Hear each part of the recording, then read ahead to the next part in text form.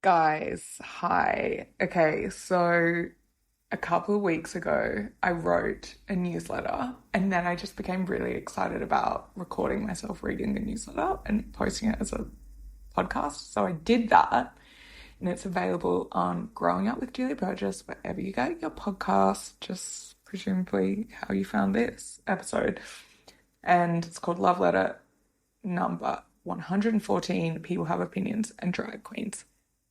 Anyway, then I was like, wouldn't it be so fun if I went back to the first ever newsletter and started recording all my newsletters like from the start, in order to like revisit some of the ideas, to practice speaking and expressing myself more clearly, which will make the podcast way better. And also to like, part of my 2025 thing is loving and accepting all parts of all people, including myself, which is probably the hardest to do. And so I'm like, going back to the start is probably going to create such a cringe reaction. So it's like, why not do it and practice like loving and accepting myself and not being so mean to myself? Like, honestly, you know how people revisit their old journals and they like read stuff they wrote? I feel like I can't do that because it's like, oh my God, I'm just going to like cringe at what I wrote or feel so much pain for what I wrote, whatever. Anyway, so, but this is like beyond journals. This is like emails that have been sent out to lots of people. Okay, so we're doing it. This is what we're doing right now. So this is the first ever newsletter I sent on the 9th of June 2022. So that is 2.5 years ago. It's called Growing Up, Van Gogh, Violins, and Loan Sharks. Let's get into it.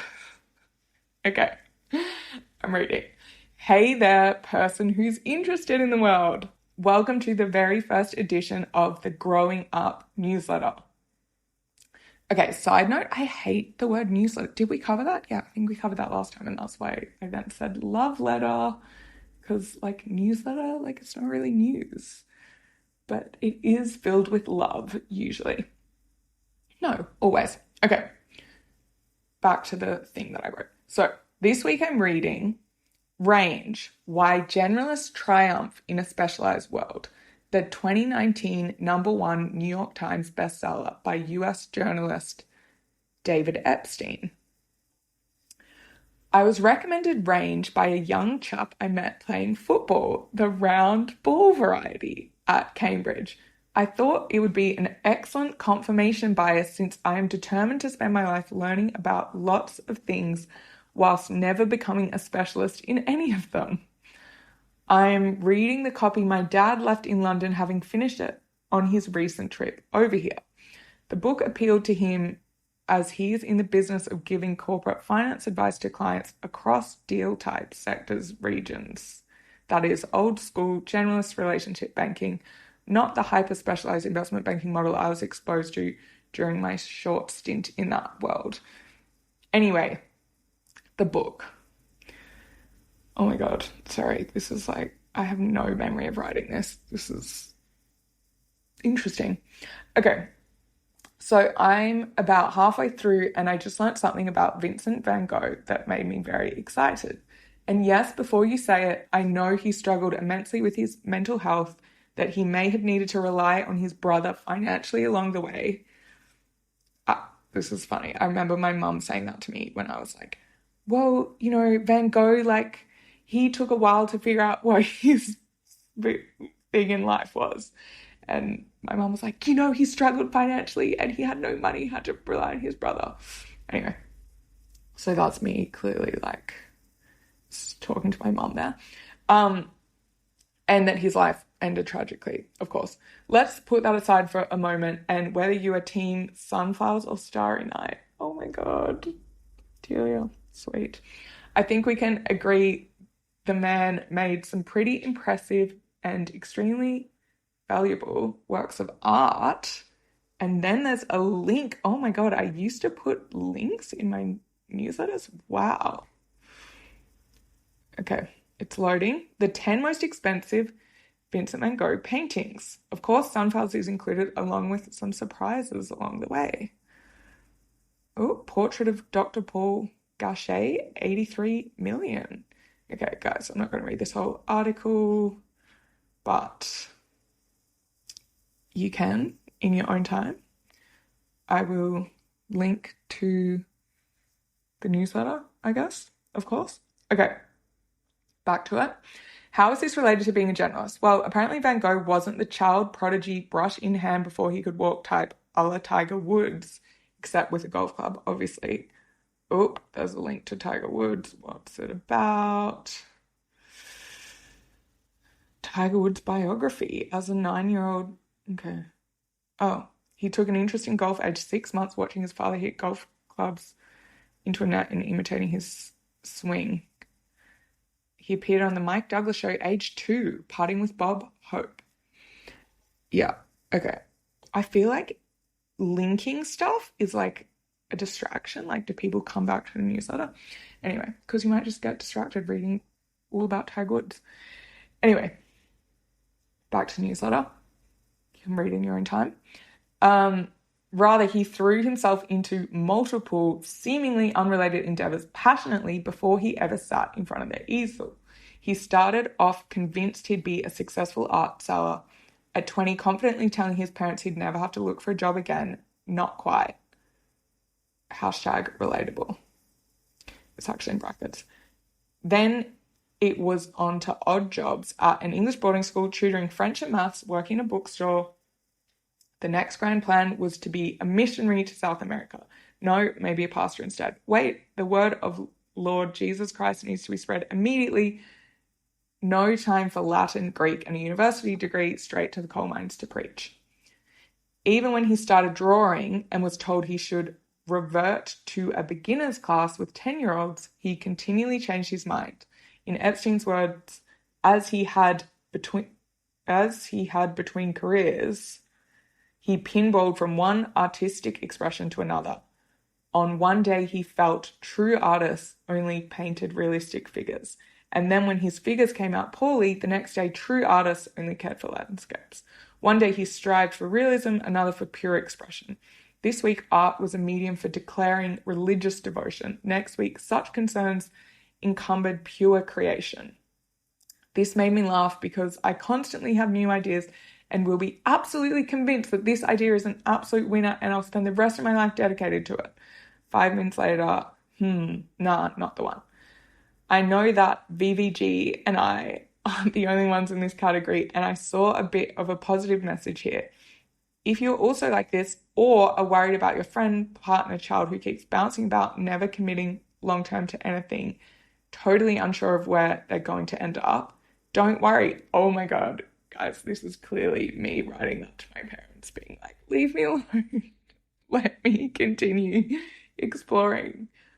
I'm not saying you'll one day sell a portrait for 83 million at Christie's, also not saying you won't, or that you're destined to chop your ear off, God forbid, for Paul Van Gogh.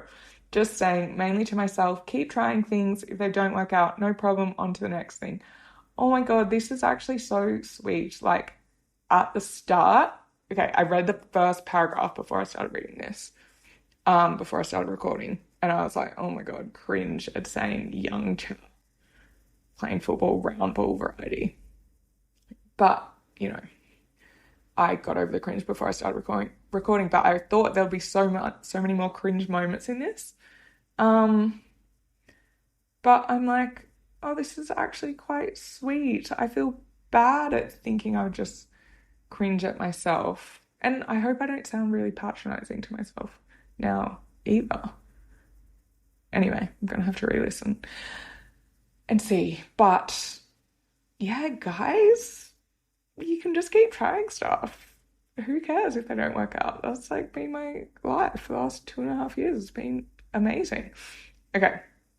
Reminds me of a mirror I used to walk past every day with the words, never said by Winston Churchill, painted on. Success is not final. Failure is not fatal. It's the courage to continue that counts. Okay, I remember this. Oh my God, this was such a funny time in my life. I was like having some kind of crisis and I was like living in it like a dormitory basically in Notting Hill because I just felt like I didn't my so, yeah, I was depressed.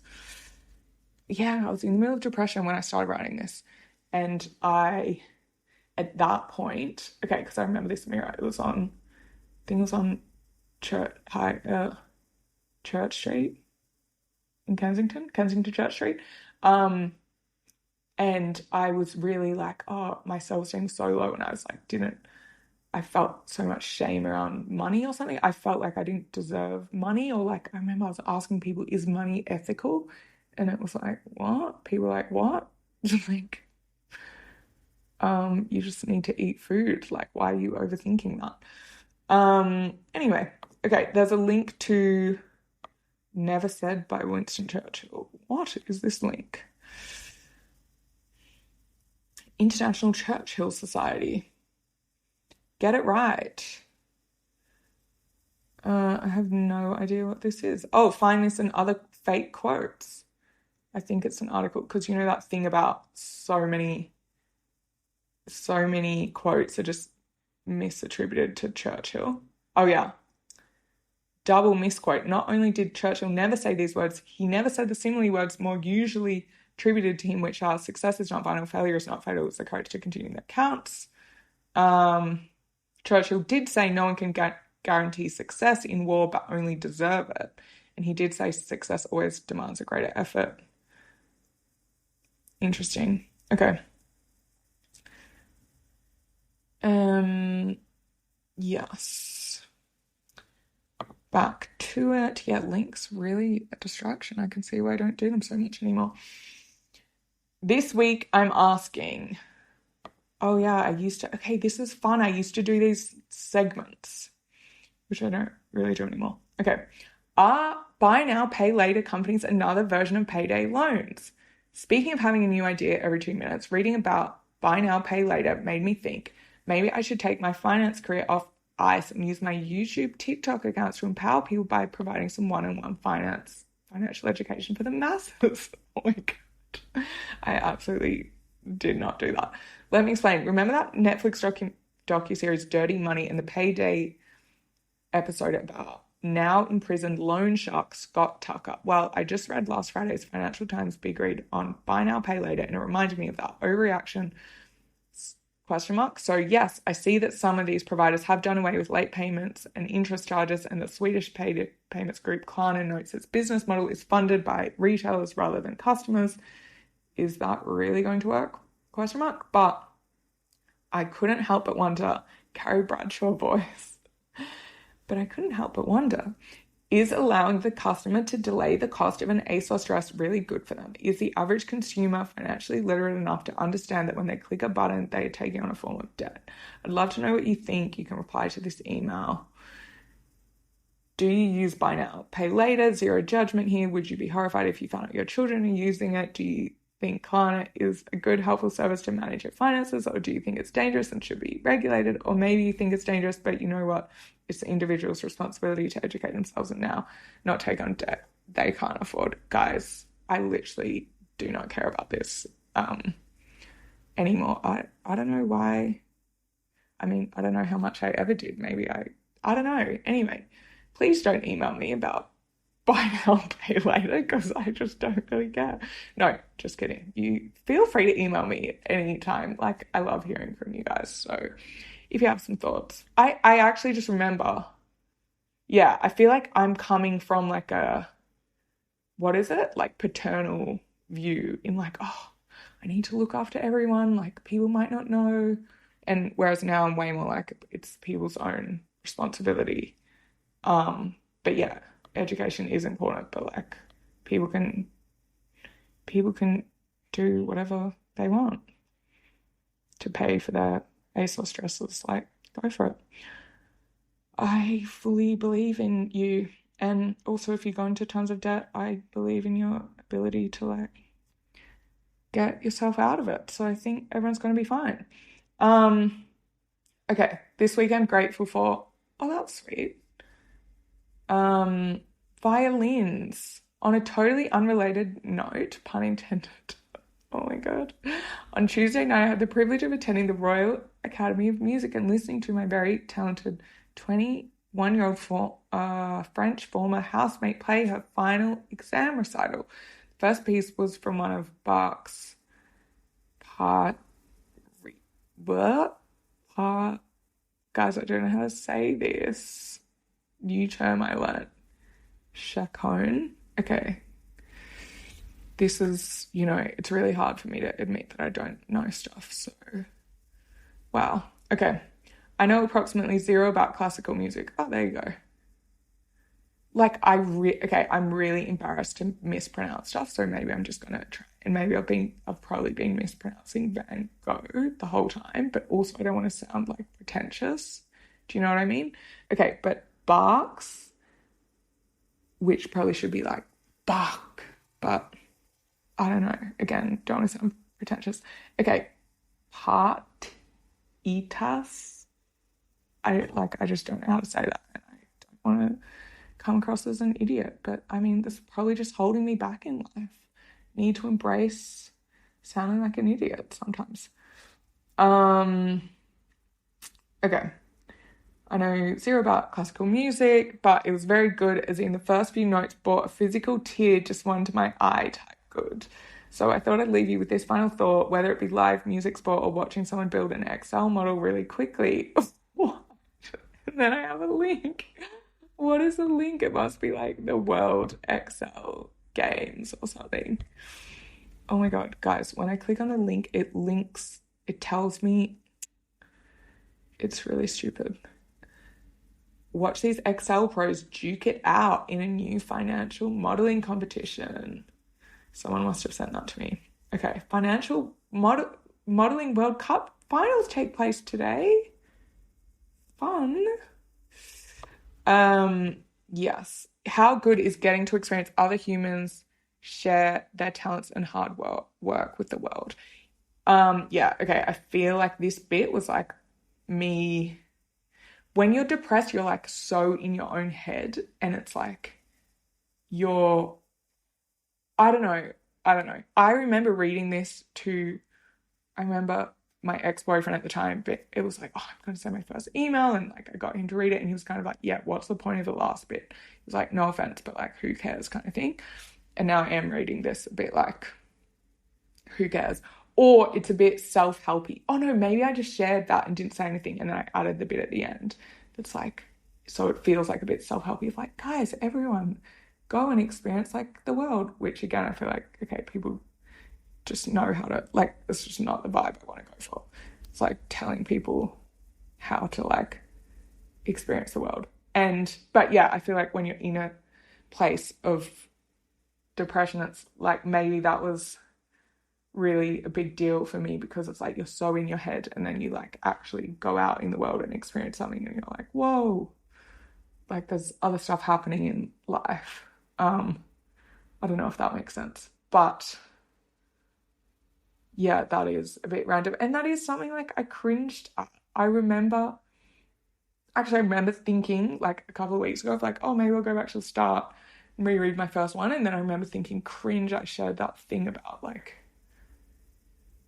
going to the Royal Academy of Music. And I even have like gone past it in London, being like, oh my God, cringe. Why did I like share that with people? But I feel like there's some more cringe ones coming up. But it's like, whatever. I'm so fucking harsh on myself. Like, who the fuck cares? Anyway. Okay, that was fun. Thanks for being part of the growing up community. Sorry, I'm still reading the end of the newsletter. Thanks for being part of the growing up community. Feel free to forward this on to any other curious souls in your life. See you back here next week. Forwarded this and want to sign up for weekly newsletter, click here. Okay, that's good. That's nice. That's cool. That book range, that was so cool for me to read about all these different people. I feel like he has something about Federer in that, like Federer compared to Tiger Woods. One of my most liked Instagram photos of all time is me and Federer, guys. at a cocktail event. No big deal. I'm actually like, I was a huge Nadal fan back in the day and was not, like, when it wasn't cool to like Nadal, like the OG Nadal when he wore those three-quarter, you know, those three-quarter things and no one liked him. And I just secretly loved him. And like, I was never a Federer fan. Anyway, but Federer, he talks about him in the book, how he was playing like 10 different sports. And yeah, I feel like it's this, people get into this trap of like, oh my God, I can never be good enough because I had to start at age 3, like Tiger Woods and blah, blah, blah. But it's like, the book is quite good to be like, no, like, look at all these examples of people who've done like the most random stuff. Like, I feel like I didn't use the best example with Van Gogh, but when you're reading about him in the book, it's like, he's just doing all these random things. Like, he does not pick up a pencil for ages. Yeah, I feel like I really did not give, what's the word? What is that phrase? I'm totally blanking, but like Van Gogh's story is so interesting. Like, I didn't do it justice. That's what I'm looking for. Anyway, don't know. Okay, I'm going to stop recording. What's the point of this? I don't know. It's kind of just like, for me, maybe it's interesting to other people, but also if you're like, oh my God, this is so self-indulgent. Yeah, that's clearly just a judgment I have of myself. Wow. Maybe that's just what this exercise is getting rid of all these like self-criticisms, like outing my shadow. Yeah. So maybe it's helpful for you in that way, that you also have these kind of like self-criticisms of yourself. I don't know. Now I'm just talking to myself, but more fun growing up conversations coming your way, more newsletters coming your way. I've got to write one on, yeah, so my other 2025 theme is being more offensive, which is, people get offended in just by me saying that. So it's not really about going and like spitting on people in the street. That would be really horrible. It's more just about speaking my truth and being okay with how people react, because it's like, I can't control how people react. And my truth is probably more just the type of stuff I've been saying now. Just like, I don't know, dealing with this self-criticism and stuff.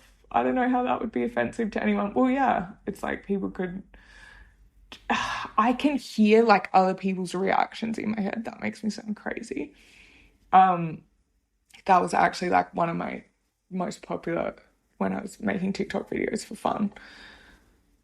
That was like one of the most popular ones, when I was like, you know how you hear like voices of like your inner critic or something, and then half the comments like, oh, like, yeah, obviously, and then other half of the people were like, what the hell, you have schizophrenia. It's like, anyway, so I'm sensitive when I say I can hear like the criticism, but for the 50% of people who also hear like inner voices, it's not hear like that out loud. It's like you're here. It's like just a internal voice. I don't know how to explain it. Like, if you don't get it, you don't get it. Anyway, yeah, I can like feel what the reactions would be of people who were like, oh, it's wrong to do this. So it's not even like offended. It's more just like, they're like, you shouldn't share this type of stuff. You shouldn't make a podcast like that. It's cringe to do that. It's wrong to do that. It's somehow bad. It's somehow, yeah, self-indulgent. As I said, it's somehow cringe. And then it's like, yeah, so even that is, you know, me doing this in a way could be somehow offensive to people who might react like that. Anyway, whatever. That, I'll write about that soon. And yeah, I have an exciting interview coming up. That's cool. That'll be out soon. But yeah, otherwise, what do I want to ask of you? This is what my friend Shai, he made me record this like outro to the podcast where I own my desire, which I think is, oh yeah, my desire was like to get more ratings on the podcast, because that's my desire. So and I used to say feel free to rate it, and he was like, don't say feel free. I don't know what I meant to say though, because I'm like, you can rate it, you don't have to rate it. My desire. I'm meant to be owning my desire. Okay, my desire is, oh yeah, because it's like if people are like hold you in positive regard or like they like want more. Okay, so if you want more, then you can follow the show or subscribe or whatever the button is on your podcast app. So then you find out when the next stuff is. And if you enjoy the show, it would help me if you shared the episode with someone, or if you gave it a rating. These things help the podcast grow. And that's my desire. Okay, great. I did it. Okay, perfect. I can sign off. Bye. Love you guys. Always love to hear from you. Feel free to get in touch. Delia at deliaburgess.blog. That's my email. Or deliaburgess.blog is the website where all the links are. So, yay. Talk to you next time.